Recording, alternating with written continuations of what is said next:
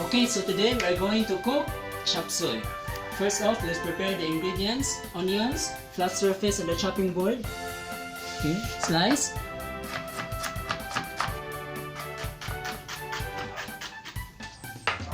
Okay, so we have the onions. And then garlic. I'm going to show you a technique on how to peel garlic easily. So look at this one. This is a garlic. And then locate the root of the garlic. This is the root. Place the garlic like this and then chop the root. From there, hold the knife.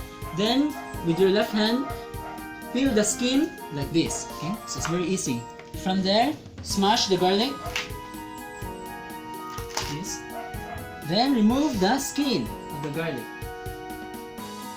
Then we're going to mince this one. Okay.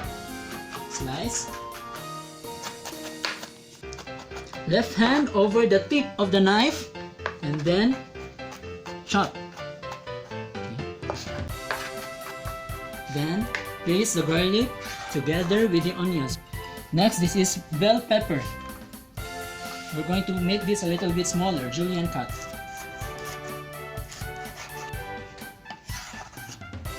Okay, so let's go to the cooking station. Okay, we have here a boiling water.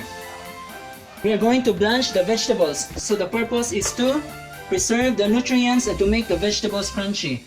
Okay, first we have the green beans, the carrots, and the potato. Okay, so look at this one. This is boiling water, rolling boil, look. And then pinch of salt, pepper, mix. Then we're going to blanch this one for 1 minute. Okay. Bring the water to boil. So after 1 minute, 1 to 1.5 minutes, 60 seconds to 90 seconds, remove the vegetables from the boiling water. Then we are going to add water to stop the cooking process. So we put the water to stop the cooking process until you can already touch the vegetables. This is what we call as blanching. This way, the vegetables will remain crisp. The vegetables are crispy. Now, you can touch the vegetables, the cooking process will stop. Then, we'll do the same for the broccoli and the cauliflower. So the vegetables was blanched for 1 to 2 minutes. This one we're going to blanch this one very quickly. 1 minute, okay? 30 seconds to 1 minute, okay? Bring this to the boil, okay? After 30 seconds, remove. Place this one in the water to stop the cooking process until you can touch the broccoli, okay? Now, we're going to preserve this water. This becomes our vegetable stock, okay? Place this one here. High heat. Heat the pan nice and hot, okay? Okay, the pan is already hot. You can feel it 1 foot away. Place oil, just a touch, just a tablespoon of oil. Like this, then you roll it around to make an even flat surface. Okay, this will recreate a non-stick surface. Okay, the vegetables will not stick here at the bottom. Then onions, garlic, and the red bell pepper in. Okay, you should always hear that sound. That means we're going to saute this one. Okay, put it around. This. Until the onions get a little bit brown. Okay? You can smell the fragrance, the aroma of the garlic and the onions. Just a touch of seasoning in, salt. Okay? Now you can see that the garlic and the onions are brown. The vegetables in, carrots, green beans, and potato in.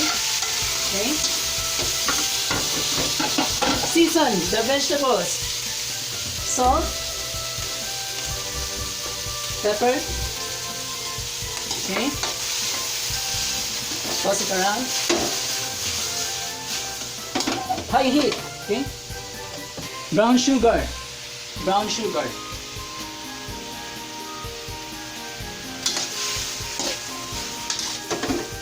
Cook this one for 1 minute.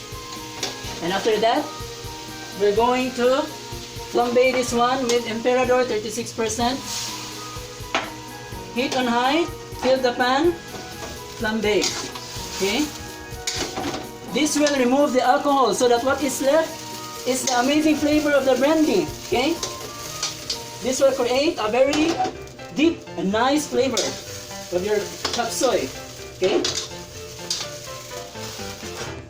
And there, oyster sauce in. Okay? And then this vegetable stock. Okay?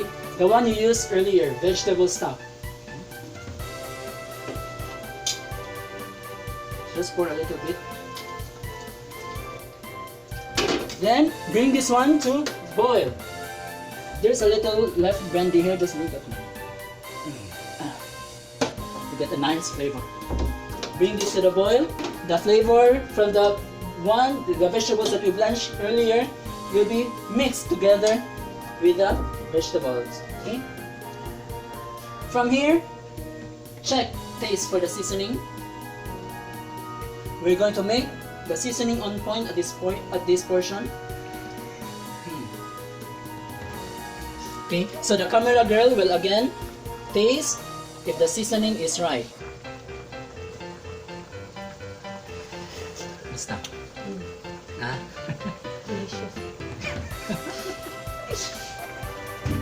Okay, now the water is boiling. Simmer. Turn down the heat to medium. Check if the texture of the vegetables is okay. If you like it more crispy, then this is okay. But if you want it more tender, then you cook it a little bit more. So in this case, we're going to cook a little bit more because the people love much tender vegetables. Now at this point, you can already poke the vegetables, add the broccoli and the cauliflower in. High heat again. Then and then bok choy in.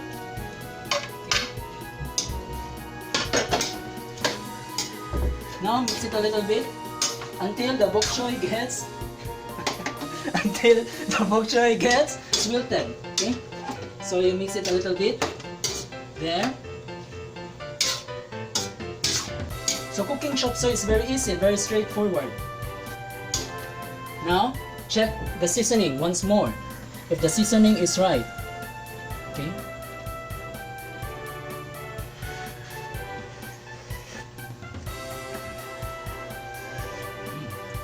Just a touch more oyster sauce.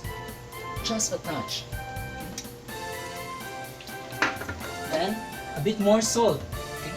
Salt enhances the flavor. It increases the volume of the flavor. Okay? Just a bit more salt. High heat. Then mix the salt together. Okay? We need to increase the flavor a little bit. Okay? After 1 minute, this is done. Okay? And from there, we're going to make the sauce a little bit sticky. So this is a combination of cornstarch and water. Cornstarch slurry. Okay?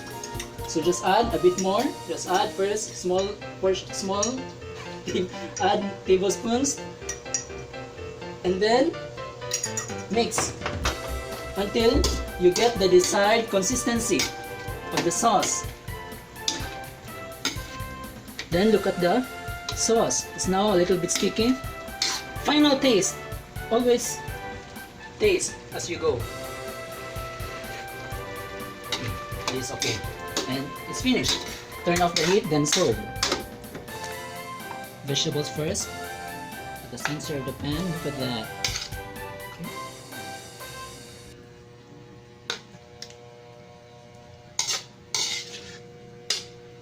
And then pour all the remaining juices. The flavor is in there. Okay, so we're going to test this one. Wow, look at the color. Look at that. the sauce. Okay.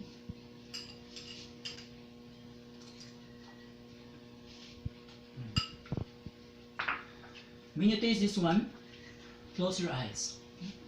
Okay. And then feel the flavors in your mouth.